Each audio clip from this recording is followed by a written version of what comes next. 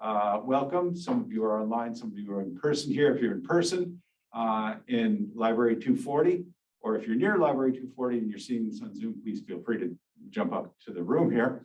But if you're here in person, please treat this as a normal lecture. Raise your hand, ask questions of the presenter when he's done. And if you're here online, please be patient. We will be muting your microphones, and we as hosts will also be turning off your cameras, your video feed. We're going to try to do that for the first couple of times, just to see if the talks run more smoothly. If you have a question that you would like to ask the presenter, just put it in the chat. We will make sure that the presenter gets a word of that question at the end of his or her talk. The talk tonight, our first speaker is going to be James Stemp. He's a professor of anthropology here at Keene State in the Department of Sociology, Anthropology, and Criminal Justice Studies. He's got a Master of Studies from Oxford University in England, and his PhD is from McGill University in Montreal. He's been at Keene State as long as I have. We came in the same class about 17 years ago. He teaches very popular core classes in cultural anthropology and archaeology, physical anthropology, and he teaches upper level courses in ethnographic research and archaeology of the Americas. He studies the ancient Maya, and he's taken a few numerous student trips down to Belize to do archaeological digs on the Maya cultures. He also studies lithic technology, tool and artifact wear use analysis, which is really interesting, and I hope he gets into some of that tonight, and socioeconomic organization.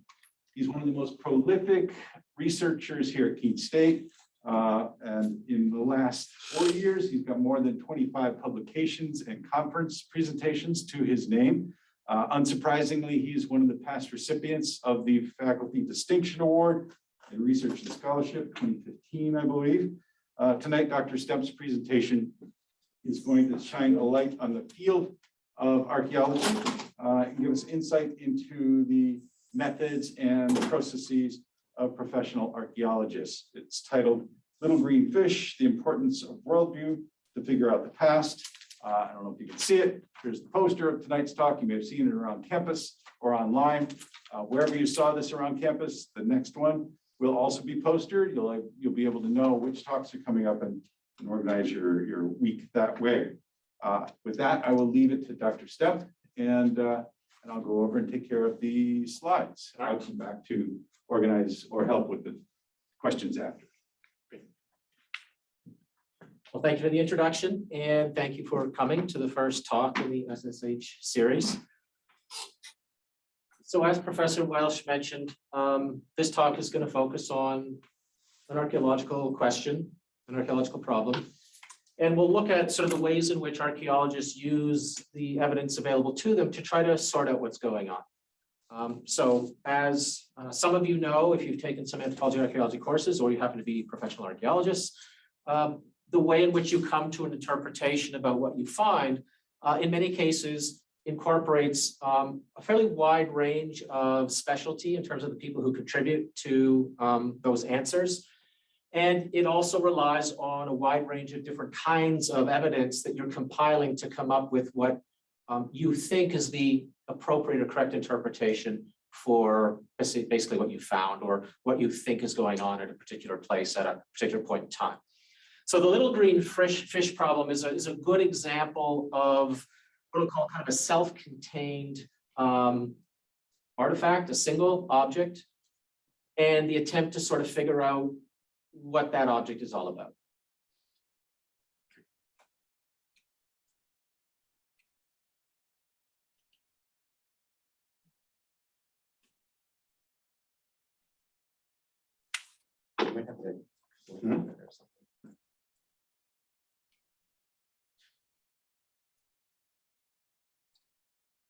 All right, James, which one should I hit to advance it?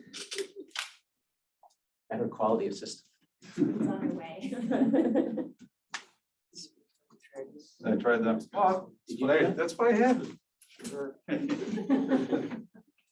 So first and foremost, I want to emphasize that archaeological research is collaborative. There's no way in which a single archaeologist has the skill set or the methodological background to address all the potential issues or problems associated with the questions that they have. So in that vein, when it comes to trying to figure out what the little green fish is all about, these are my collaborators on this particular project.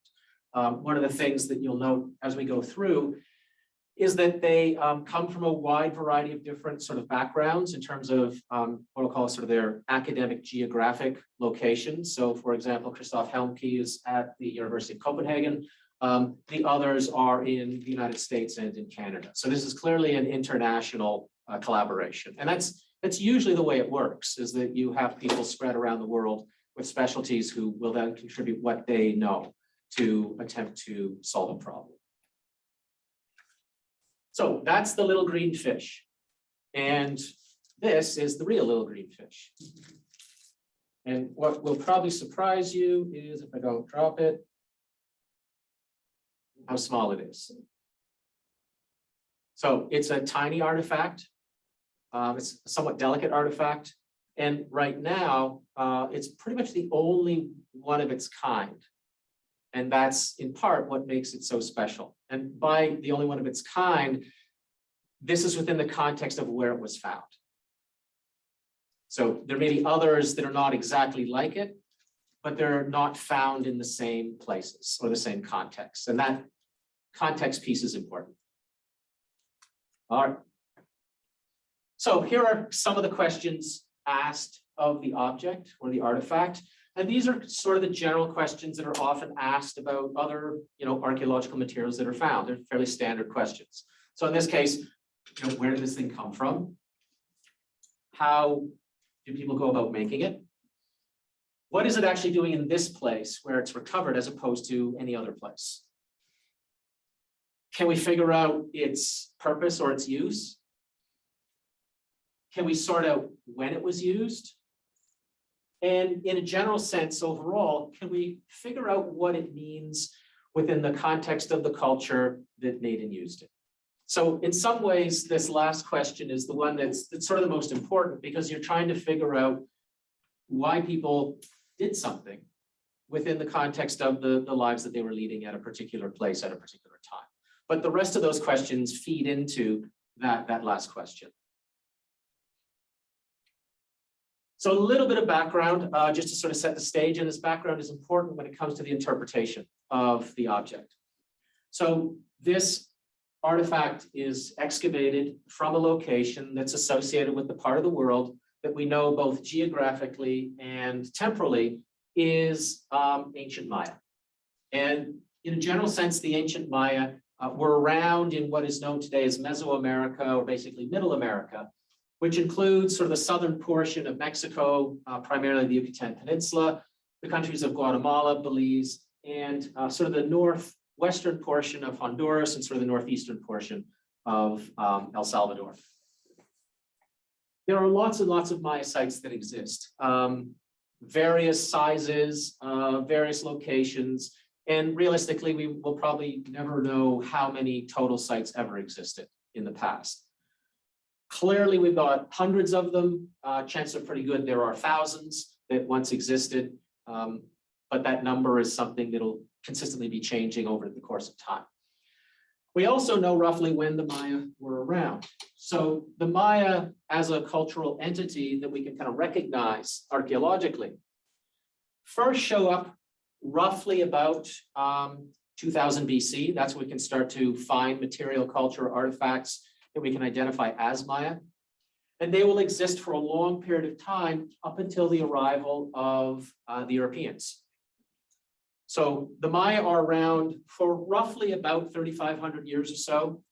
But during that time, the Maya are not consistently the same. So if we consider, as an example for comparison, the notion of American culture. American culture is not consistently the same over the course of time.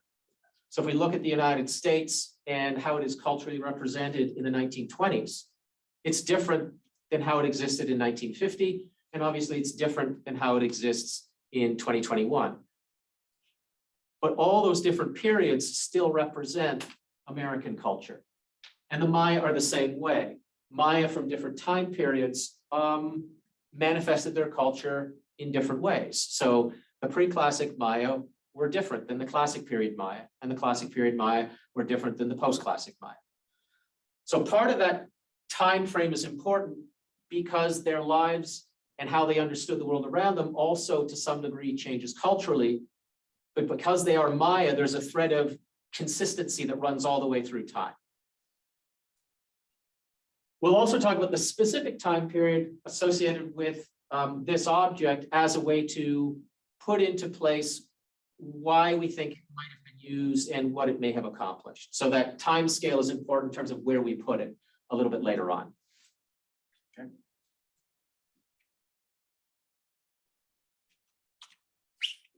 Gotta put the mouse back on the screen.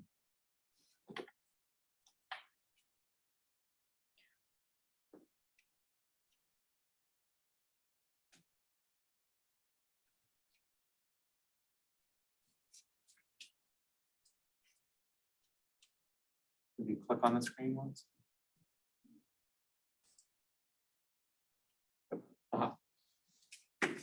So within that region,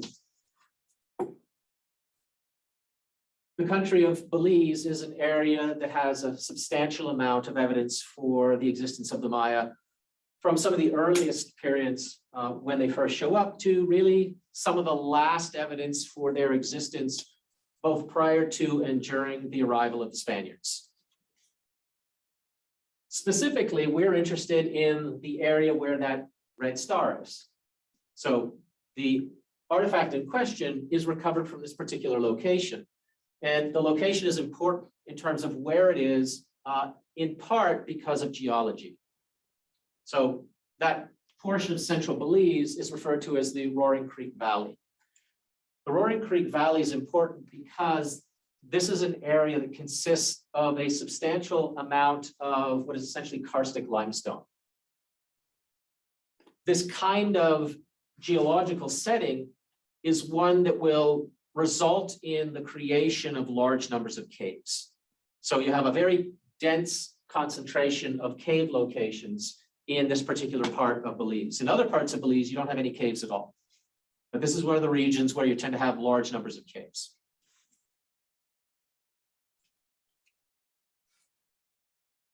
And there are various forms that these caves take. Some of them are big, some of them are small. They're accessed in a variety of different ways. In most cases, the caves are produced by, over the course of time, having been carved out of the limestone by water. So we see that most of the caves are classified as wet caves. So there's some either flowing water in them, or rivers run out of them or through them, or there may be a standing water within them. The water is important for a couple of reasons. One is cave formation. The other is the association of caves as important places to the Maya, either because of water or because of the symbolism associated with water. So the fact that they connect water with caves is an important aspect of how they understand the world in which they live, specifically how they construct their worldview. And in terms of language, what we see is that the Maya referred to caves as aktun. So anything that's called an aktun is going to be a cave or a rock shelter. And to pluralize cave in Maya, you call it an aktunab. So anytime you pluralize something in Maya, you add an OB to the end. So one aktun, two aktunab.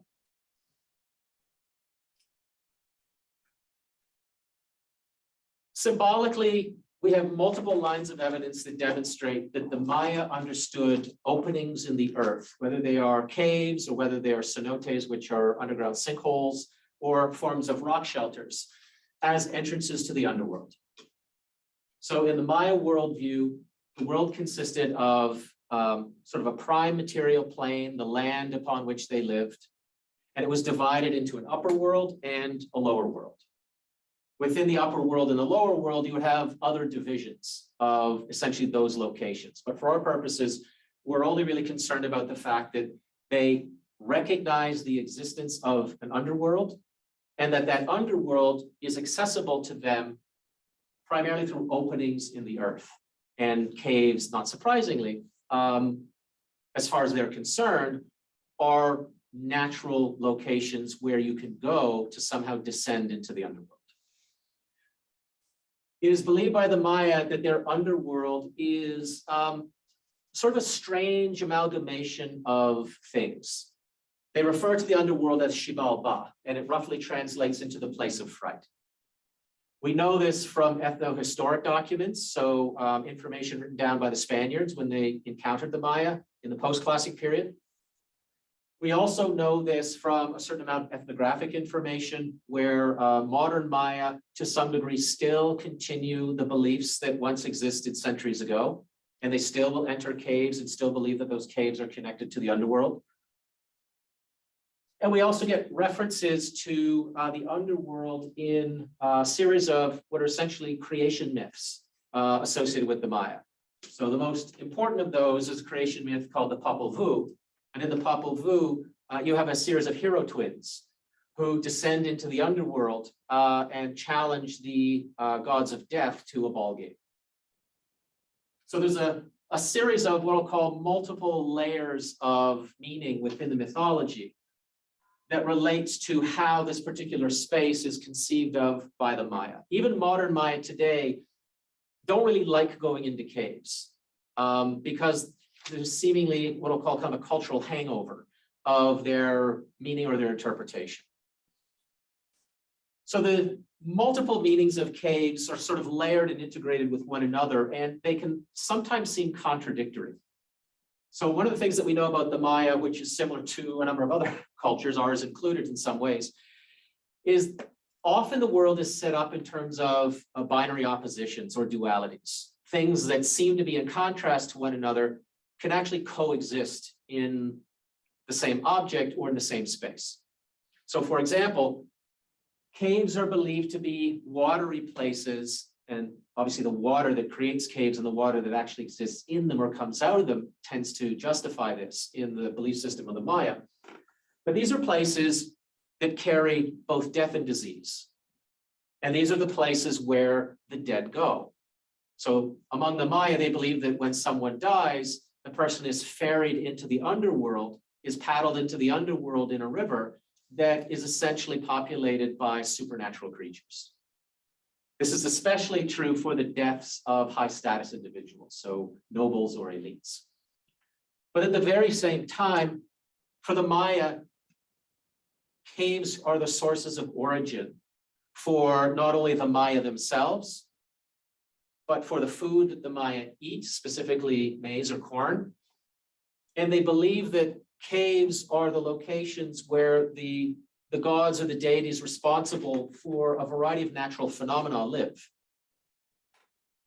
So they believe that storms and rain and lightning and thunder come from caves because the denizens of the underworld that control those things live in the underworld. So what you've got is, this is the place where the dead go, but this is also the place where the dead are reborn. This is also the place where the first food that the gods make for the Maya comes from. And according to the mythology, the very first kernel of corn that the Maya then use to plant all the rest of the corn that they will subsist upon throughout the course of their lives is exposed to them when a lightning bolt strikes the ground in the cave and exposes that first kernel of corn. So what you get are a lot of ideas that are complexly integrated or organized around this space. So ultimately, it's a space of both life and death. And that is both human life, but also life in terms of sort of animal life or agricultural life. And this will be demonstrated in a whole variety of ways. The importance of caves, the importance of rain, the importance of maize, the importance of the connections between them, not only in the writing of the Maya, but also in the artwork of the Maya. And much of what we know about what's important to the Maya in a practical sense, but also in a much more symbolic or mythological sense, is what they choose to incorporate in their artwork. So one example among many of this is essentially a cylindrical pot or ceramic vessel that is decorated with an image of the maize god, who is being born from the water that is coming out of the underworld. And obviously the maize god is responsible for providing maize that the Maya will eat. And therefore the maize god is important when it comes to asking for more food. So when times are tough, one of the people you turn to for help is the maize god. Where does the maize god reside? In caves. So some of these ideas obviously start to come together within the consciousness of the Maya and are clearly connected to their worldview. And on a larger stage, this is really fundamentally embedded in the cosmology of the Maya, how they understand their universe to work.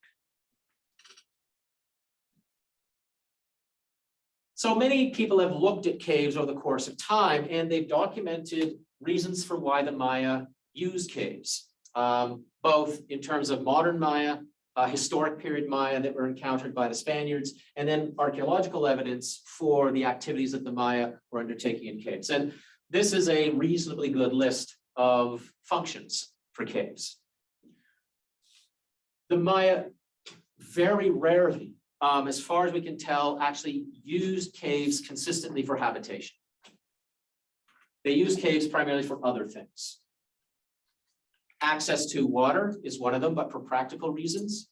Access to pure water that would be used for religious rituals. In this case, pure water is collected from stalactites that drip from the ceiling. They'll put pots underneath them and collect that water. And they believe that water from caves is pure water. And that water gets incorporated into religious rituals. So it's somewhat equivalent to our Christian or Catholic notion of holy water, for lack of a better explanation. We also know, and these sort of next four are really the more important ones in terms of interpretation of the little green fish, is we know that there are multiple examples of religious rites that occur in caves themselves, because these are the places that get you closer to the underworld, and these are the places that get you closer to where the supernatural lives. These are the places that make sense in terms of where you're going to perform rituals to try to connect to or influence those supernatural entities. We also know that caves are used to bury the dead. And the burial of the dead in these locations sort of makes sense, obviously, because this is a gateway to the underworld. Where do the dead go? They go to the underworld. Many of the caves also serve as what I'll call, for lack of a better term, art galleries, whereby many caves are decorated through painted images, or in some cases, engraved or carved images on the walls. Most of these pieces of artwork seem to be connected to ritual activity in the caves themselves. And we know that the Maya would deliberately enter into caves and leave behind objects as more or less gifts for supernatural entities to try to influence the way in which they're going to behave. So as far as we're concerned, it's these sort of four aspects of the use of caves that collectively come together in relation to trying to figure out what the little green fish is doing there.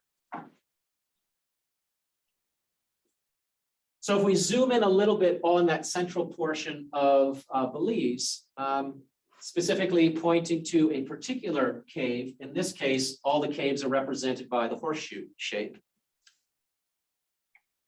The little green fish comes from a specific cave called Aktonuazbakab. Aktonuazbakab is one of a series of caves in the Roaring Creek Valley that seemingly form a network of caves that are used around the same time.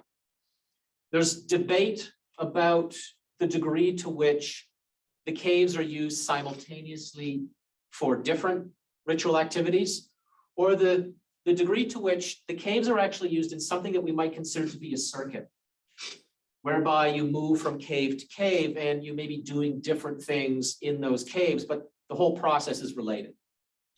So if you think about, again, somewhat a Christian sort of Catholic analogy here, if you think about something like Stations of the Cross, where you go to a place and you're supposed to do something there, and then you move to another place, but all the places are connected in the larger sense of the belief. It may be possible that caves are used in that way too. There's differences of opinion there, and it may be that different cave networks in different regions may or may not be connected in sort of these sequence rituals. So for this particular part of Belize, it's hard to know for sure, but there are some clues that suggest that this might be possible. One of the clues is that in some caves, you will find a piece of pottery, but that piece of pottery actually conjoins with a piece of pottery that's found in another cave.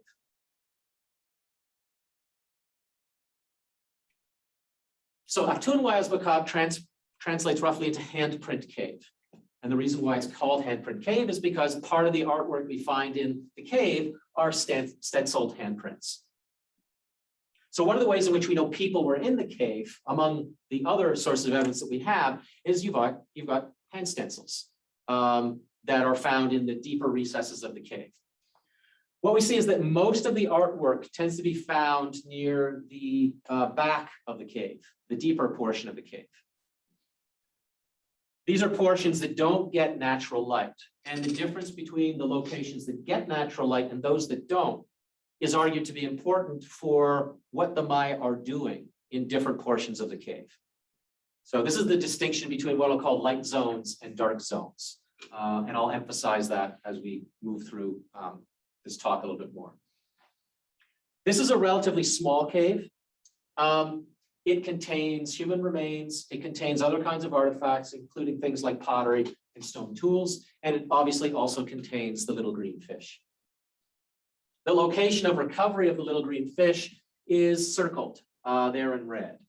So what you've got is a modification of the cave, partly artwork. We also know that they were leveling the floor in the cave and they were covering it in plaster. So they're modifying it for use, we assume. But the modifications of the floor are only in the light zones of the cave, and they're not deeper in the cave. So this seems to be an important distinction in terms of what's going on. So where that red circle is sort of right on top of where one of the archaeological excavation units was plopped down in the cave. You can sort of see some of the excavation units that are indicated by either squares or rectangles on the map. So the entire cave isn't excavated. You have units that are put in a slightly different place to sort of test to see what's going on.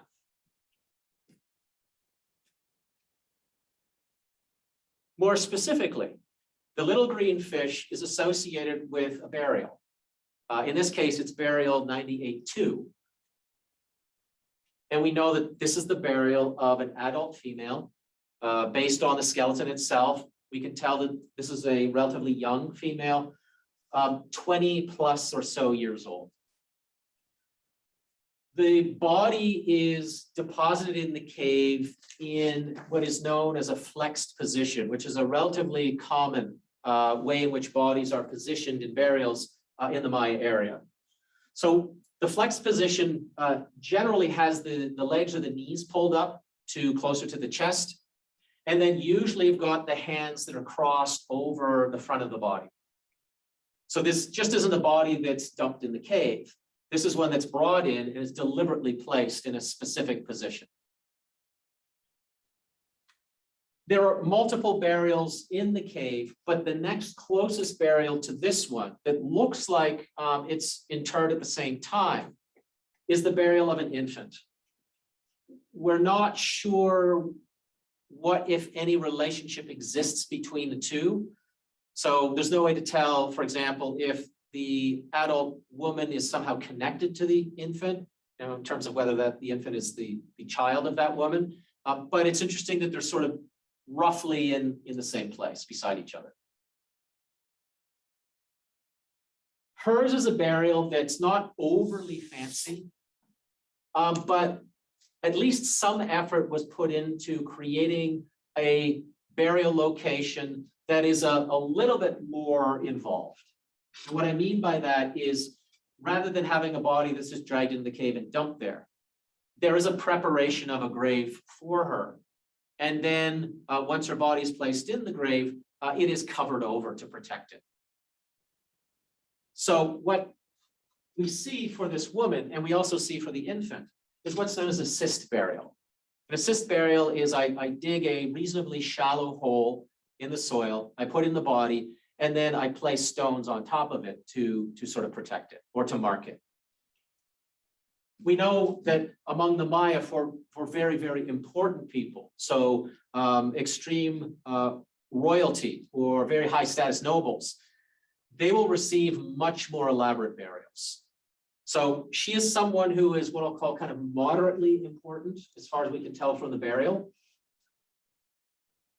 which means that more likely than not, she's probably someone who's considered to be a lesser noble or a lesser elite. She's not top of the heap, but she's also not a commoner within the population. We also know that she's somewhat important because she's buried with grave goods. So additional objects are put in the burial with her and they're left with her there. And one of the gross kind of measures of the importance of a person when it comes to a burial is often how many grave goods they have, and then generally the quality of the grave goods that are included. And this is a pretty rough measure of whether this person is more or less important. It's not a perfect analysis, but it's fairly consistent.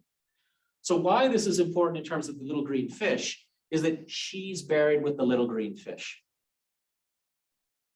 So for whatever reason, she is deserving of having this object buried with her, whereas nobody else is.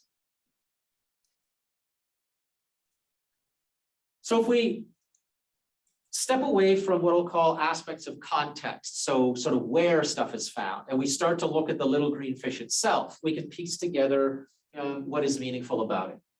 So one of the things that's important about the little green fish is the fact that it's green. It is made from a type of volcanic stone that's known as obsidian. Obsidian forms when lava basically spews out of a volcano, and it generally cools or solidifies pretty quickly.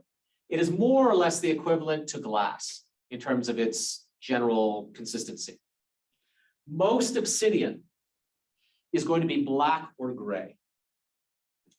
Green obsidian is extremely rare. Because of its color, and because it's so rare, based on where the known natural outcrops of obsidian exist throughout Mesoamerica, we can figure out where the source of the obsidian originates. So a lot of these little dots with the different names associated with them are known outcrops of obsidian in volcanic regions of Central America. There are two things I'll point out. Belize has no obsidian that naturally occurs. All obsidian that comes to Belize has to come from the outside somewhere. Green obsidian in Mesoamerica only comes from one place. It comes from a source in what is essentially central Mexico. Goes by a whole variety of different names. Sierra de las Navajas is one of them, but Pachuca is kind of the shortened nickname for it. So it was believed when the artifact was recovered that it is most likely Pachuca obsidian because of its green color, and all the other sources aren't green. The distance between its location of recovery and the point of origin of the obsidian is over about 1,000 kilometers. So this is clearly a very, very long distance trade good. Most normal people in my society would not have access to an exotic item like this. Only important people would have the means by which they could somehow access this very, very sort of special kind of stone. So this also suggests that the person who has it, or the person that it's buried with, must be important in some capacity, because they are deserving of this kind of material when basically nobody else is. We know that how something looks may not necessarily confirm what it is. So what we did is traditionally what archaeologists do when they find obsidian is we decided to test it to determine what its elemental composition was. So using standard XRF, we sampled or measured the elemental composition of the little green fish, and then we compared that elemental composition to the known elemental compositions of the different sources of obsidian that exist through Mesoamerica. And what we're basically looking for, obviously, is a match in the quantity of certain kinds of elements. So in this case, strontium and zircon. All the little triangles up there represent the Pachuca source. And then within all those triangles is the little green fish. All those other sort of shapes represent other sources in terms of elemental composition. And what this testing objectively confirms is that the little green fish is in fact Pachuca obsidian, and it does come from that location. Next. The other thing that's important about the little green fish is what it looks like. So among the Maya, you have the creation of a wide range of different forms of artifact. And there's a distinction that can be made between stone artifacts that are used for what I'll call functional purposes, where they'll be used as tools that are kind of utilitarian, and stone tools that are chipped specifically to be symbolic, that they aren't used to do anything necessarily in a practical sense, but they are used to represent concepts or ideas. That collection of artifacts that are used to sort of represent or capture symbolic meaning are collectively referred to by my archaeologists as eccentrics. And it's a very old name, and it has to do with the fact that when the first people found these things, they didn't know what the hell they were, and they thought they were eccentric. So the name stuck. What's important for us is that eccentrics are made from two different types of stone. They're made from flint or chert, demonstrated here and at the bottom of that other picture, but they're also made from obsidian. So all the black ones near the top of that second image, they're all obsidian. Based on the work of lots of other people, we see that there's some relatively common forms that exist within eccentrics. They tend to represent a combination of zoomorphic forms, so certain kinds of animals, or similar to certain kinds of animals. They can be anthropomorphic, where they represent certain sort of people, or they tend to be what I'll call cosmological or astronomical, where they represent things like planets or stars. And these are all symbolically important, what I'll call aspects of not only what the Maya see in reality in the world in which they live, but also how what they see take on important symbolic meanings. So for example, most of the zoomorphic forms generally fall into the category of night creatures. So very frequently they are scorpions or serpents or bats or spiders.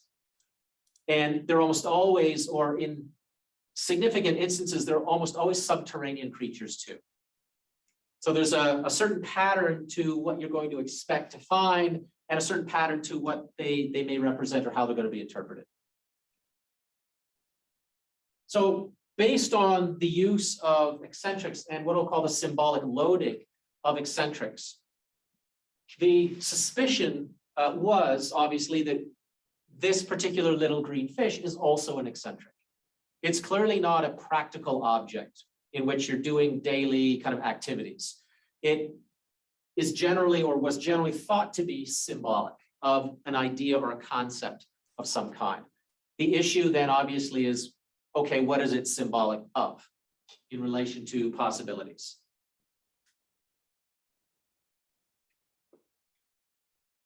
Before we kind of get to what it's symbolic of, there's another piece of how the Maya see their world and how they behave in their world in relation to the supernatural that needs to be incorporated. We have multiple examples of evidence that confirm that the Maya engaged in bloodletting ritual, often auto-sacrificial bloodletting ritual, in order to communicate with the supernatural. You have historic evidence, you have artistic evidence, you have hieroglyphic evidence, you have ethnographic, archaeological, lots and lots and lots of evidence that basically confirms that this behavior is true. So a good example of this is a large stone carved lintel on what is essentially the outside of a building at a site in Mexico called Yaxchilan. And what it depicts is a woman in the process of bloodletting. So she's pulling a rope with thorns in it through her tongue in order to produce blood that will then be collected and offered to the supernatural. So we know that the Maya, among the different offerings that they made to the supernatural, would offer blood. And sometimes they would offer the blood of animals, but in most instances, they would offer the blood of people. And that's because they believe that blood contains life force. And by sharing life force with the supernatural, this would somehow influence them to do what you want. So one example of bloodletting ritual. Another example, another lintel at a site called La Pasadita. Here you have a king and a queen in the process of letting blood. Often iconographically or artistically, blood is depicted as little beads. So what we see here is the dropping of these little beads in this container is essentially the act of bloodletting by this particular royal figure.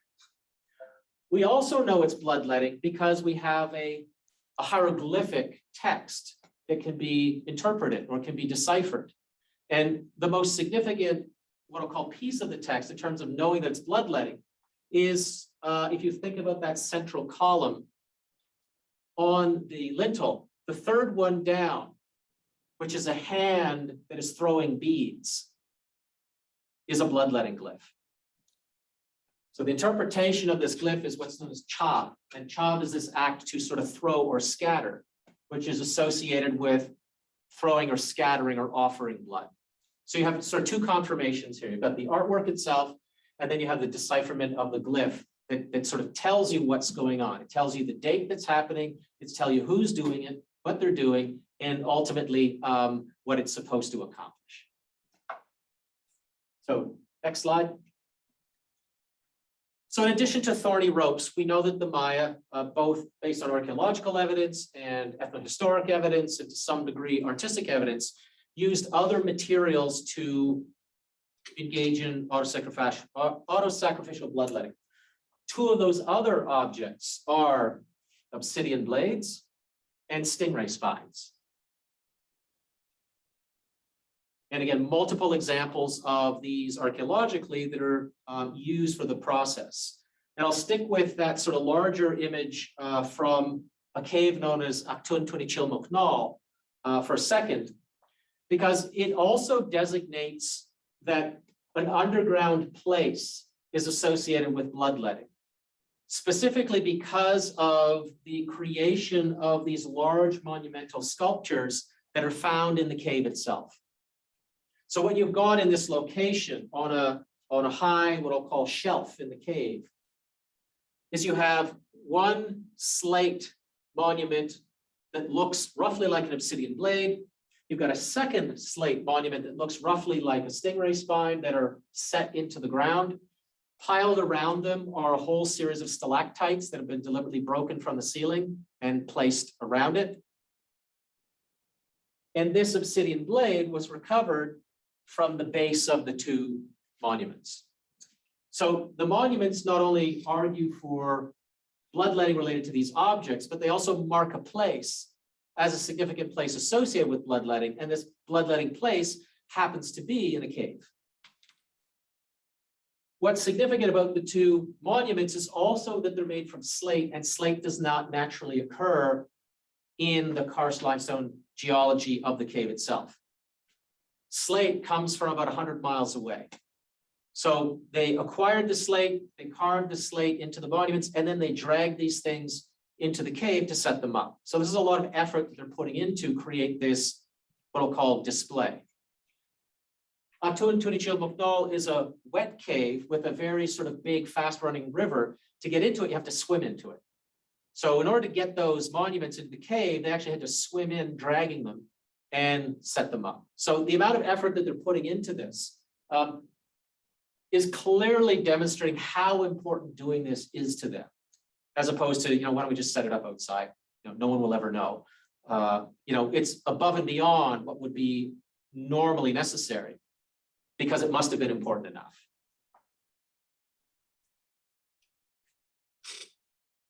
What we know is that green obsidian is also used to make obsidian blades. And some of those blades are used as bloodletters. This gets to how the little green fish is made. The little green fish is made from a green obsidian blade. And it is essentially the middle or the central portion of one of these blades that's had both the ends snapped off. So by snapping both the ends off, you get a shorter segment of the blade, and then that blade is basically pressure flaked into the shape that we see. So what you've got here is an object made from green obsidian that's originally part of, when it was complete, an obsidian blade. And we know already that obsidian blades are associated with the practice of bloodletting. So you have the eccentric connected to bloodletting activity based on the object that it's basically derived from.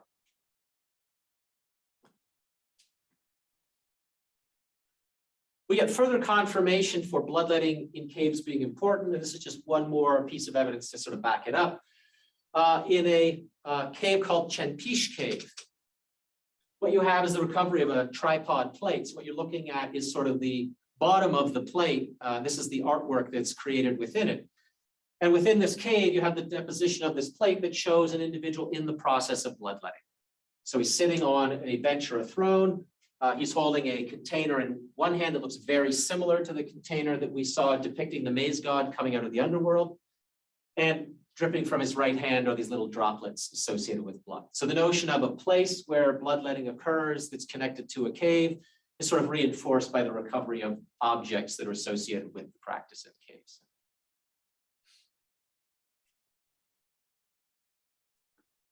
So remember that the little green fish comes from a burial in the cave that's associated with this particular woman. What's also important is this duality in terms of light and dark. The burial, from a modern day perspective, when you go into the cave, is in the boundary or the penumbral region between where the light zone of the cave stops and where the dark zone of the cave begins. The argument is that of all the places you're going to bury somebody in the cave, this area seems like it's selected on purpose. So if this person is buried in a boundary zone between light and dark, essentially what you're seeing is a transition space. And we know that cross-culturally transition spaces are meaningful in a variety of different ways. But transitions can be both physical transitions, but they can also be what we'll call sort of symbolic transitions too. So one of the arguments, it's difficult to obviously confirm, but is this a transition that's supposed to demonstrate the movement from life to death as you go from light zone to dark zone and you move your way kind of deeper into the cave? Or if you reverse this, is this an idea of rebirth where you're going from dark zone into light zone?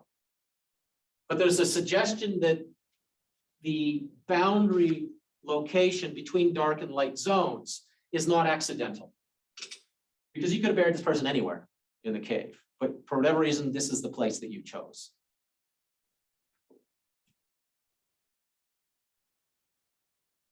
Another aspect related to this particular eccentric is that we also know that some eccentrics do not represent forms of either animals or humans or what I'll call astronomical or celestial bodies.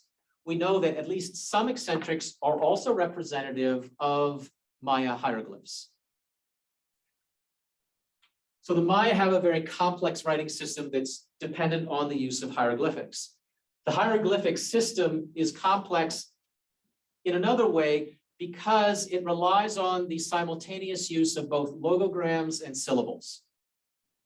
So a single glyph can be representative of a complete idea, and it is a logogram. So what you've got here are a whole series of glyphs that are basically logograms. They represent a single concept or a single thing. But you can also have glyphs that only represent syllables. And in order to write something, you would assemble the syllables together to spell the word.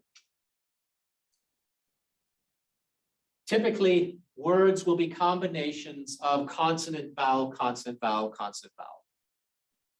So each glyph is usually some combination of a consonant and a vowel.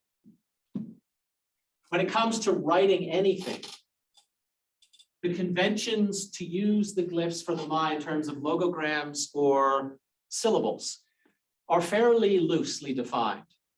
So in a single text, you can have the use of both logograms and syllables to say whatever it is you want to say.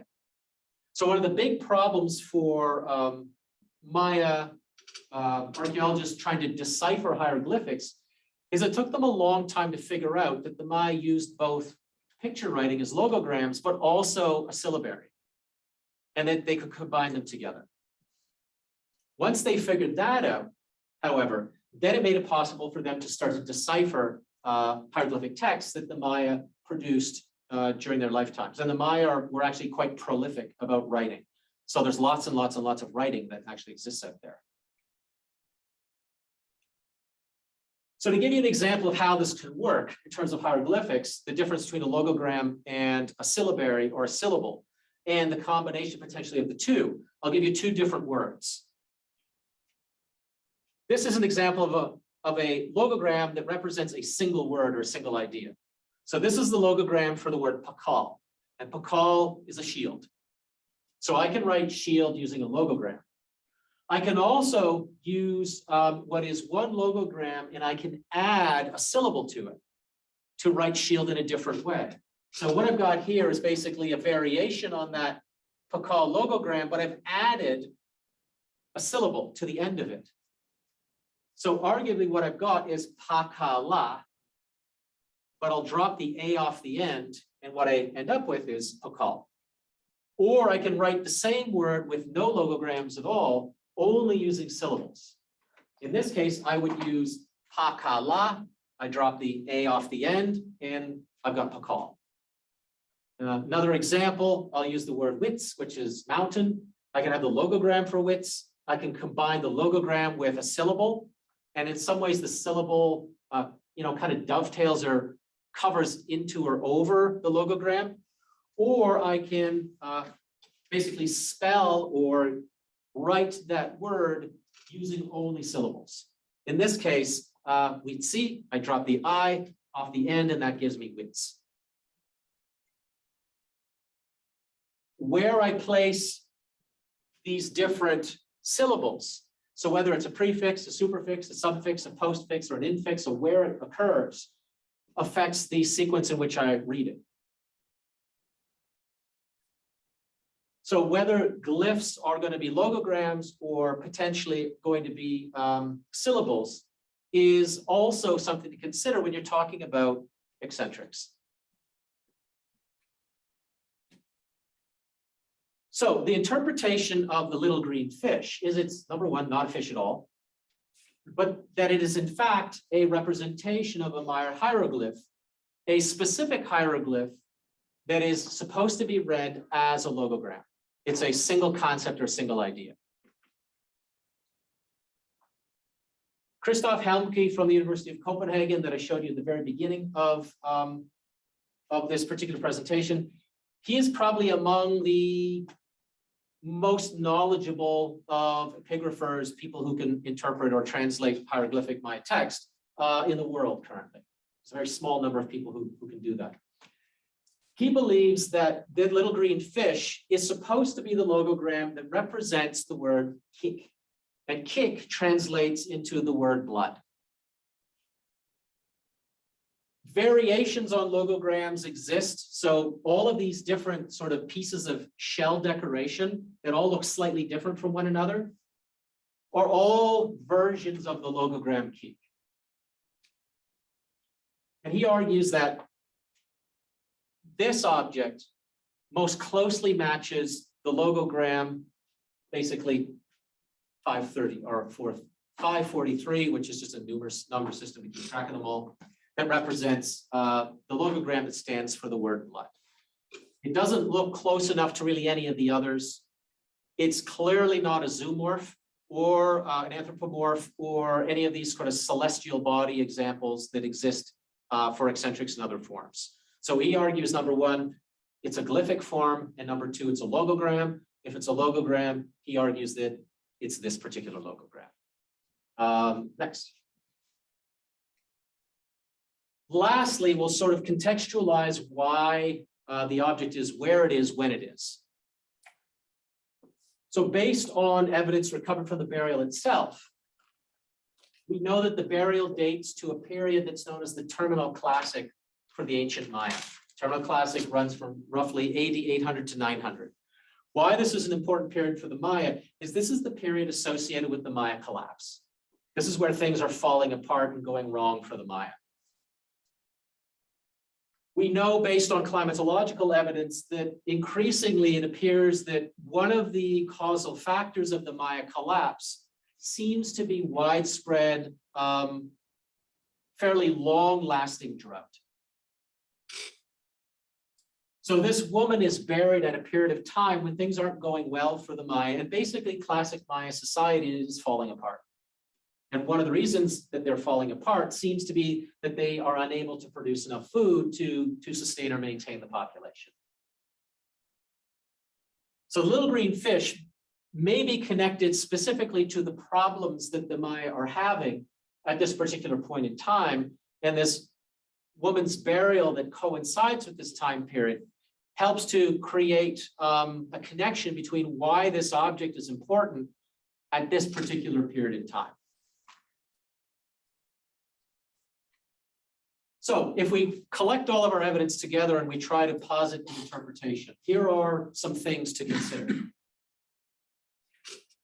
This is an object that's probably used by a high status individual of some sort. And this is because it's made of an extremely rare material that is very, very difficult to get your hands on.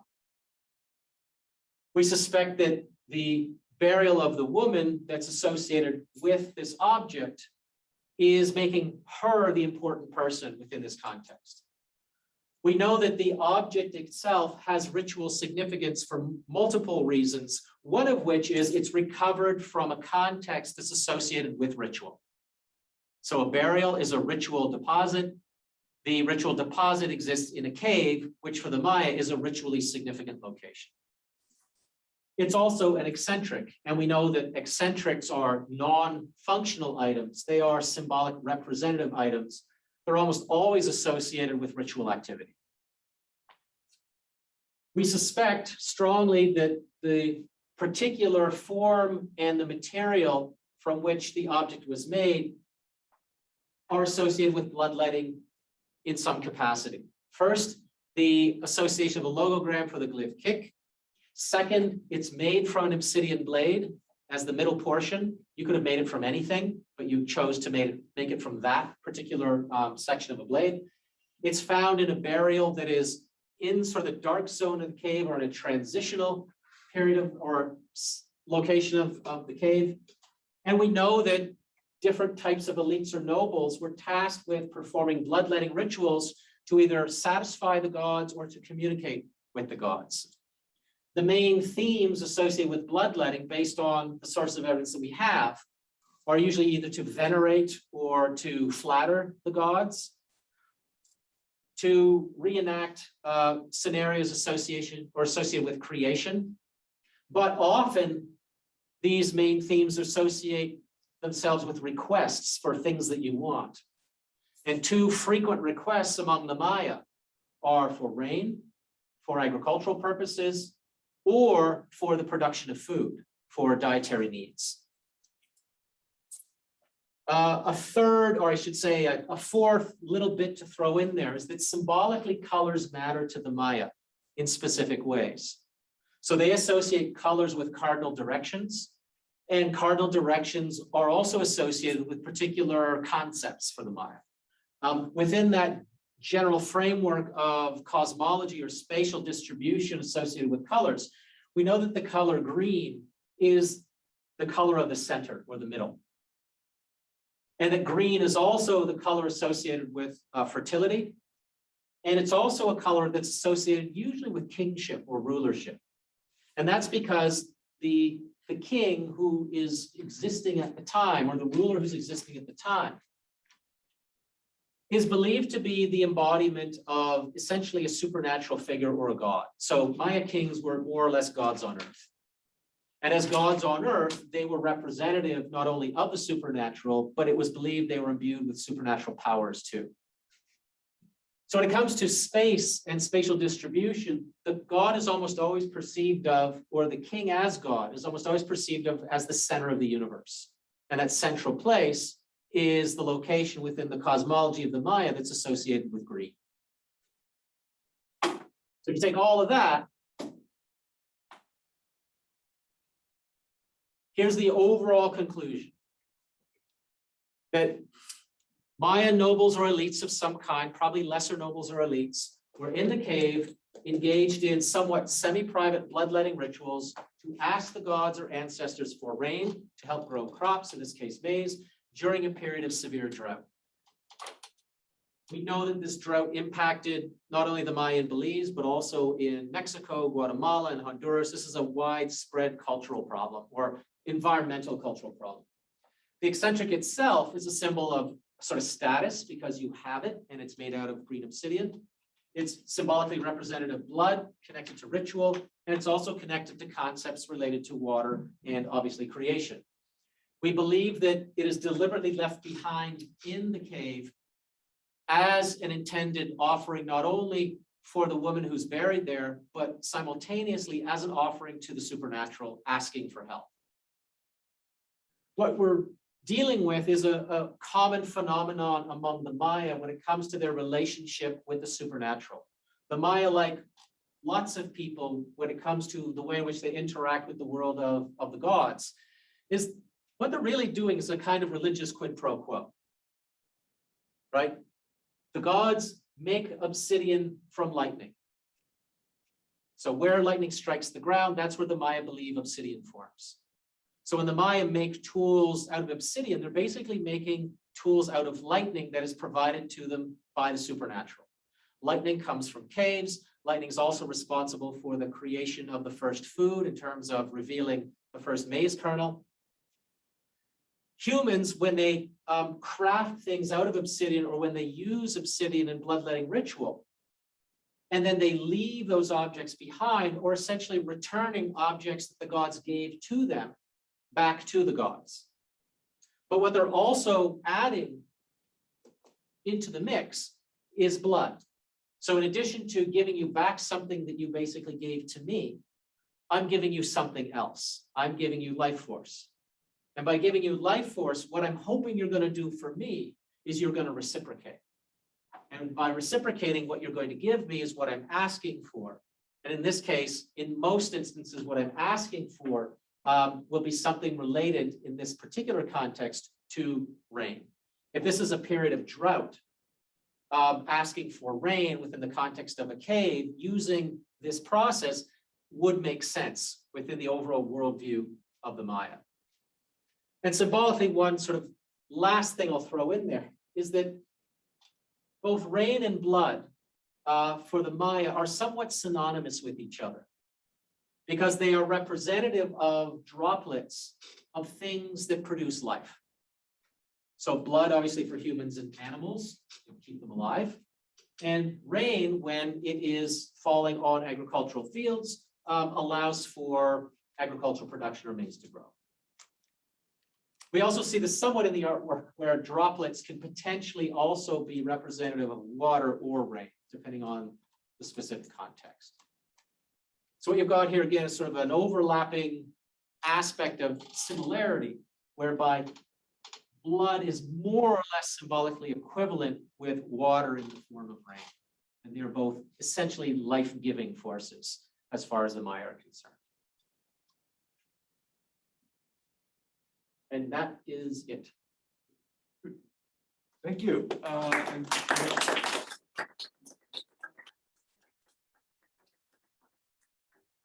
Well, I'm going to turn on the lights a little bit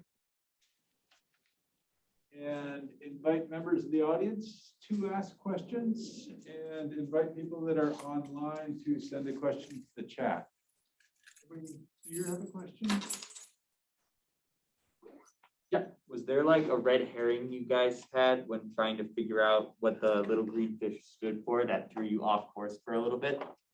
The most difficult aspect was certain things we're pretty confident in right away. So the fact that it comes from a burial led us in a certain direction right off the bat. The fact that it's from a cave led us in a certain direction right off the bat. The most difficult part was if it's an eccentric that's supposed to be a glyph, which glyph is it? And is it supposed to be a logogram, or is it supposed to be a syllable or some combination of syllables? So that part took a lot more work to narrow down the potential possibilities. So I don't know if I'd call the red herring, but it did, that was the part that was more difficult in terms of trying to figure out, you know, what it was supposed to stand for. There were a couple of other little bumps in the road along the way, but nothing I'd say that it immediately kind of threw us off in the wrong direction. We're pretty much going in the right direction for many aspects of interpretation, but the hieroglyphic glyph interpretation part was the hardest part.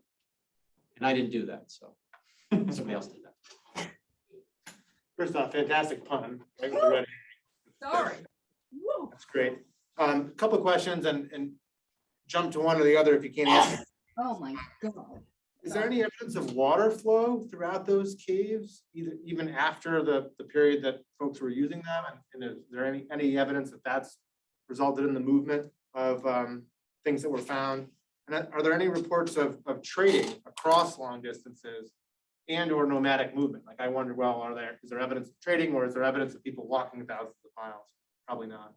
Yeah, so the last one, the walking 1,000 miles to get that particular source of obsidian, that's considered to be off the table.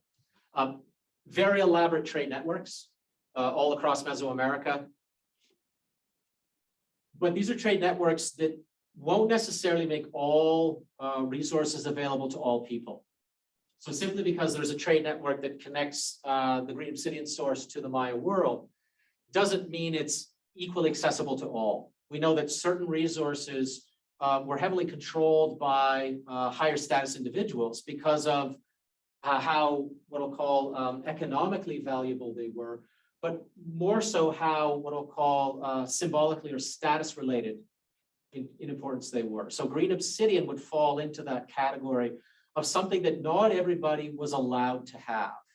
So it's not even so much whether you could afford it in an economic sense. It's that simply you're not allowed to have it because you're not the right kind of person.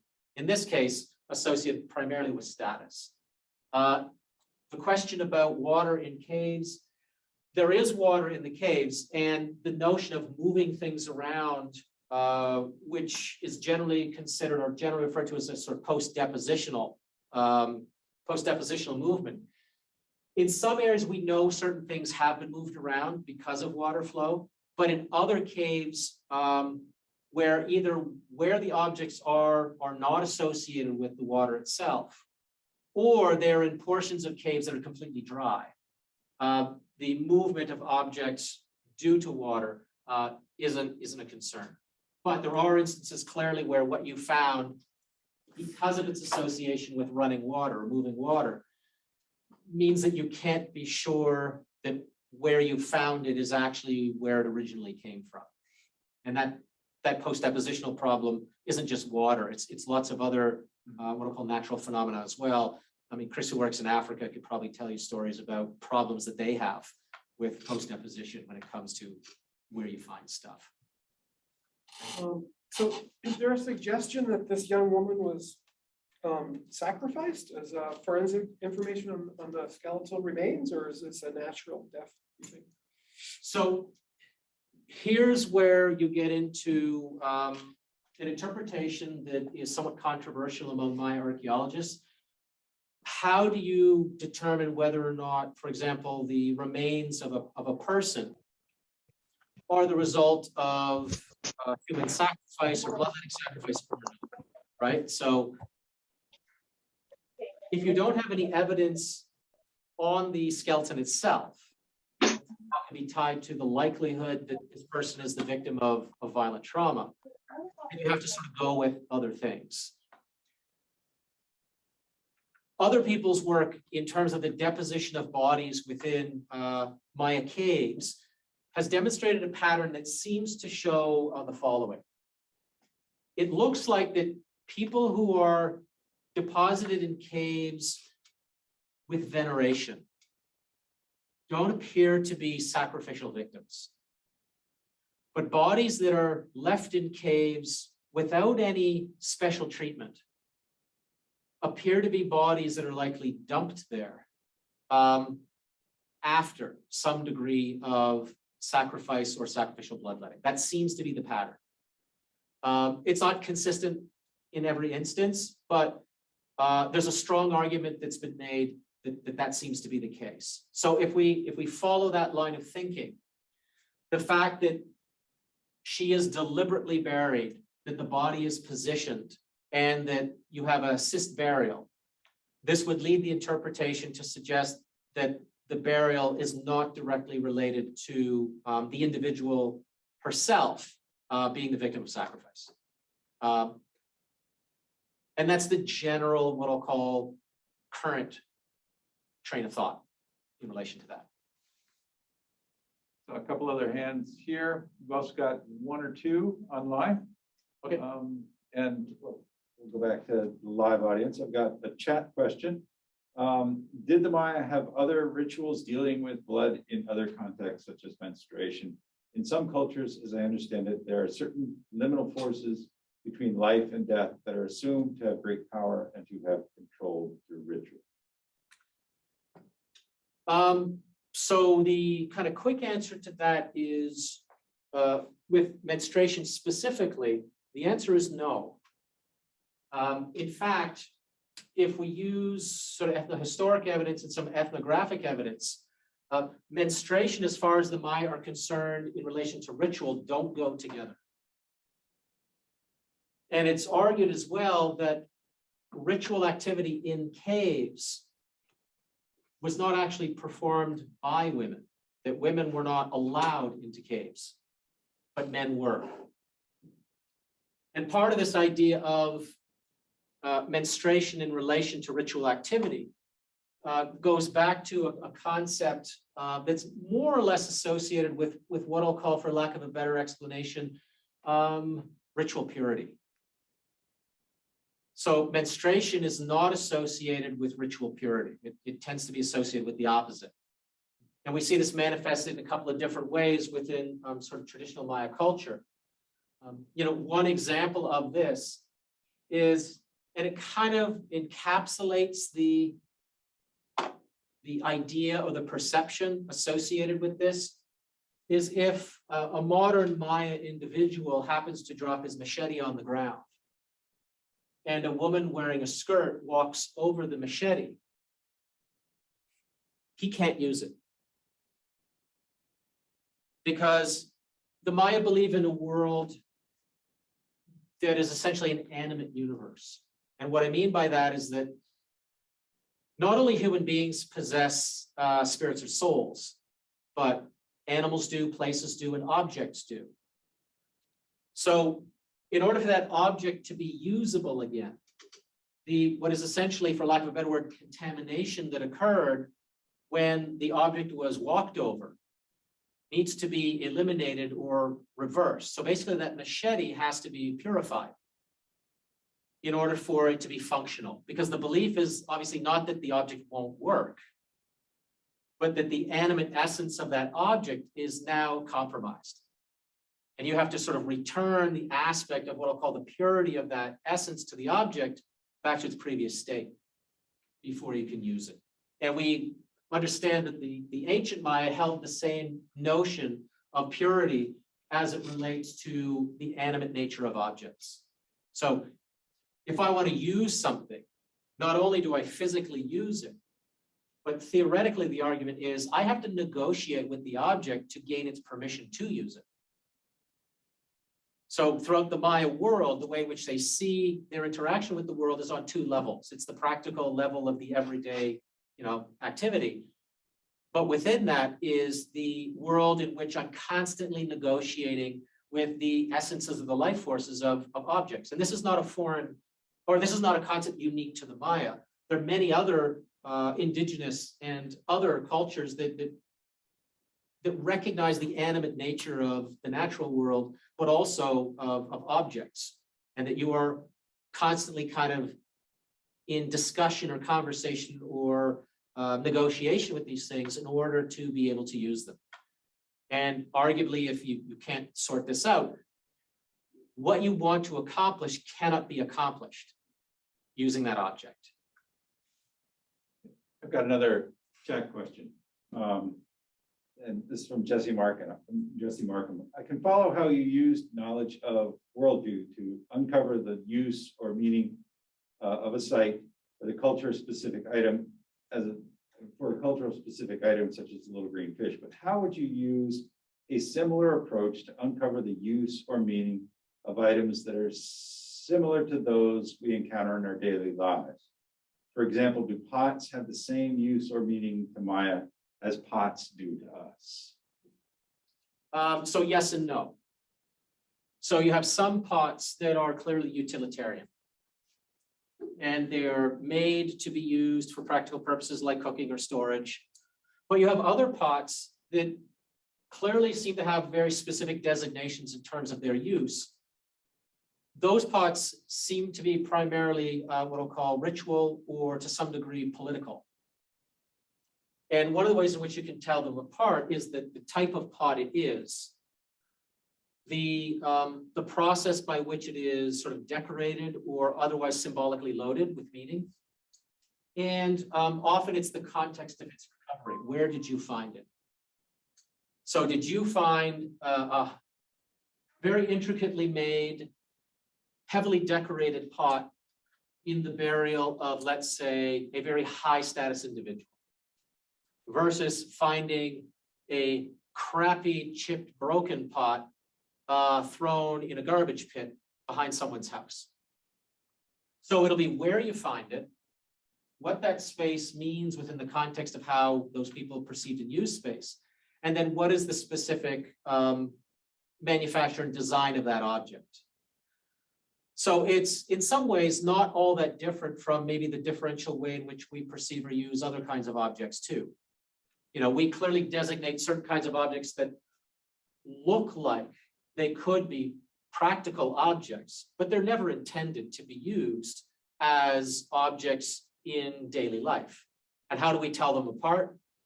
We tell them apart in terms of how they're made, you know, how well they're made versus less well made, how they are designed or decorated or otherwise symbolically loaded. And we also determine what we think they're used for in terms of either where we use them or where they happen to be used in what I'll call a spatial environment. So having said that, the other problem is, and this may be a red herring kind of a question, you can't interpret the use of an object within a cultural context that's different from your own cultural perspective. Because it's potentially possible that you're bringing a cultural bias to the interpretation that has nothing to do, or is completely different from the way in which another culture perceives of the object and is going to use that object. So that's kind of a reversal of what the question happened to be that was asked. And archaeologists have struggled with this for you know, a variety of different problems in terms of interpretation. You know, I find something, it looks similar to things I'm already familiar with. Does that mean that that is what it is, or that's the way it was used? Or am I basically conferring my own cultural meaning or interpretation on something that in fact doesn't have that cultural meaning at all? Which would then mean that I am improperly interpreting what it was, and I am reconstructing the sort of the past culture or cultural environment of that people incorrectly. And again, I'm sure Chris has a bunch of examples that he could point to. Work in Hawaii, you know, I'm sure you've come across things where if you looked at them from what I'll call an American perspective, you would misinterpret what that actually is. But if you approached it from an indigenous Polynesian or Hawaiian perspective, what it actually is and how it was used could be entirely different. And that's always a problem, you know, because if you don't have other little clues to help you out, it may be extremely difficult to properly sort of figure out what something is. That's really a complicated answer to what sounds like a really important question. And you'll have people arguing that, Sure. you know, about how you should interpret artifacts. I'm gonna get us toward wrapping up, but I have to ask you something. You've talked about the little green fish, as we're calling it. Did you find it? I am not the one who found it. Okay. But you found things like that in places like that. More or less. Okay. So I've been in those caves. Let's put it that way. Now Is you're that what getting to you're, it. is that what you're getting Yes, at? that's what I'm getting to it. So talk about your work day. I mean, how did you know where to go? Did you have to put on flippers and swimming gear? You talked about a rushing river underwater. You talked about dark caves and light caves and stuff like that. How do you move around in that environment and know how to navigate it? And is this something that you do a lot down there? Not anymore. Okay. I'm too old to do that anymore. So one of the things that you kind of have to do, it really depends on the specifics of the cave. So some of the cavers who are also archaeologists have what I'll call professional spelunking training. They know how to rappel and get in and out of caves. It's a completely different skill set depending on the nature of the cave itself. So if it's a cave you can just walk into, it's not a problem. If it's a cave you actually have to descend into with equipment or gear, that's a much different kind of situation. I am not a rappeller or a spelunker. I am a walker intoer or a swimmer intoer. Everything has to be on the same level in order for me to get into it. I'm not going into an opening, you know, at the top and having to somehow lower myself 100 feet to the cave floor. You know, I'm going to take a pass on that one. But you'll swim. Yeah, I'll swim into the cave. Okay. I mean, if you're a reasonably good swimmer, you can swim into the cave. You don't have to go underwater or anything. You can be above the surface, but you have to obviously carry all your stuff in. Usually you stuff it all in a dry bag. You know, you haul whatever you need in with you. And if you remember those two slate monuments I talked about in terms of just getting them in there, yeah. What gives you a flavor for the amount of effort that goes in to get those things in there is just simply trying to bring your basic excavation equipment to the same place. In fact, one of the biggest challenges for archaeologists in some cases, depending on where you are and where you need to get to, regardless if it's a cave or not, is a lot of these locations are ridiculously remote. And you have to figure out how are you going to get all your stuff there that you need to use. And one of the consistent logistical challenges is simply, how do I get all my people and my equipment to the place they need to be? And then how do I support all those people in that place? You know, so think about things like food and water. You may be in places where there is no food and there is no water that's immediately available. So you either have to truck it all in with you. And it's, in some ways, it's dead weight, right? I mean, this is just stuff that you have to carry in, otherwise you just can't be there doing anything. It's not even archaeological equipment. It's just, you know, the basics of life. So you may have to figure that out. So completely different site, a surface site that I worked at for 14 years. It's called Minanha, and the word translates into the place with no water. So what did we have to do when we worked out there? You had to bring in all of your own water. And there's only so much water you can carry. Water's heavy. I mean, I don't know if you try to carry water, but water's ridiculously heavy. So you could carry enough water to stay there for a period of time, and then you had to leave again, get more water, and then return. So a lot of your time was eaten up back and forth getting water to the site because you couldn't drive to it. You could drive a certain distance to it, but then you had to walk the rest of the way. So everything that we used had to be carried in by people. to get to that site. And you were limited by what you could bring in, and you were limited to how long you could be there based on, the material that you had at hand. And this is a common, actually, archaeological problem, is that, depending where you go, you have to be able to not only get stuff there, but you also have to just support being there. It also factors into cost. The cost of what you can do may in fact be prevented by not what you want to do there, but how do you actually get there with all the stuff that you need. So caves are kind of like that. They're just slightly different in terms of the types of equipment you need. So one of the things that I didn't have to do that other people had to do in some of the caves is they had to use basically breathing filters. They had to use masks because you have in some caves high concentrations of bat guano, and you can't breathe that stuff in. So they would go into caves with their masks on. They'd stay in there for a little while, then have to come out again. And then after a while, they'd go back in again and continue doing work. So it's a logistical problem as opposed to an archaeological problem. Really neat. Good to think a little bit about the behind the scenes of the work that brings all this stuff to us. Well, another archaeologist that I know describes this in a different way. They say, think about the archaeology as what you see on a movie screen when you go to the movies. The reality of what's going on to get that shot that you don't see in the movie is all the equipment, all the other people who are involved in just making that shot happen. And when you're planning an archaeological project, really what you're planning is not the shot. What you're planning is all the stuff around it to get the shot. And they often use that analogy. It's pretty, I'd say it's pretty accurate in terms of what's involved.